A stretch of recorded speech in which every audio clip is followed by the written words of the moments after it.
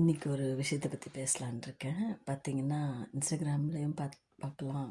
மக்கள் சொல்கிறதையும் கருத்தும் என்னென்னா, உங்களை யாராவது காண்டாக்ட் பண்ணலையா, நீங்கள் திருப்பி காண்டாக்ட் பண்ணாதீங்க. உங்கள் மேலே அன்பு செலுத்தலையா, திருப்பி அன்பு செலுத்தாதீங்க. உங்களை மதிக்கலையா, நீங்கள் மதிக்காதீங்க. இந்த மாதிரி கோட்ஸ்லாம் வருது, அறிவுரைலாம் பேசுகிறாங்க மக்கள்.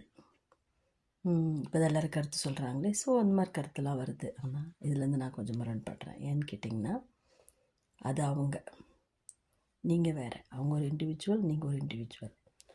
அப்போது ஏன் அவங்க பண்ணுறது நீங்கள் பண்ணணும்? அது எந்த விதத்தில் நியாயம்? எப்படி லாஜிக் ஆகும்? அது அவங்க கோபம், அவங்க மனப்பிரச்சனை, அவங்க வருத்தம், அவங்க வாழ்வியல் பிரச்சனை, அனுபவங்கள், கசப்புணர்வு, மனக்கவலை, அழுத்தம் எல்லாமே சொல்லலாம். அதெல்லாம் அவங்களோடது, அவங்களுக்கு சொந்தமானது. நீங்கள் அதை ஓன் பண்ணிங்கன்னா தான் நீங்கள் அதுக்கு ரியாக்ட் பண்ணுவீங்க. ஓன் பண்ண வேண்டிய அவசியம் இல்லை. அதே மாதிரி நானும் பண்ணுவேன். அவங்க மதிக்கலை, நானும் மதிக்க மாட்டேன். அவங்க ஒதுக்குனா நானும் ஒதுக்குவேன். அவங்க பேசாமல் இருந்தால் நானும் பேசாமல் இருப்பேன். இது அவசியமே இல்லை. அவங்க என்ன பண்ணாலும் நீங்களாக இருங்க. ஏன்னா உங்களை பற்றி அவங்க கொல்லப்படாமல் அவங்கள தானே இருக்காங்க.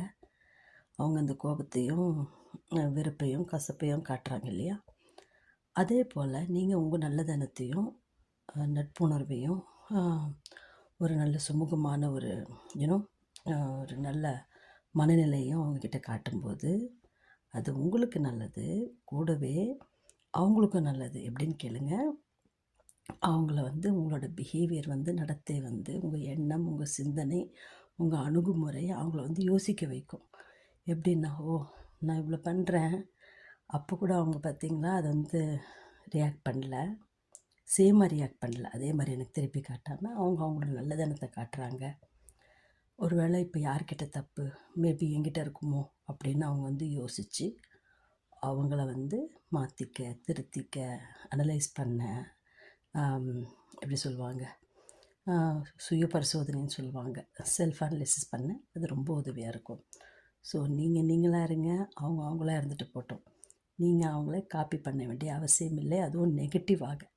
ஓகே, திஸ் இஸ் டுடே கருத்து. தேங்க்யூ.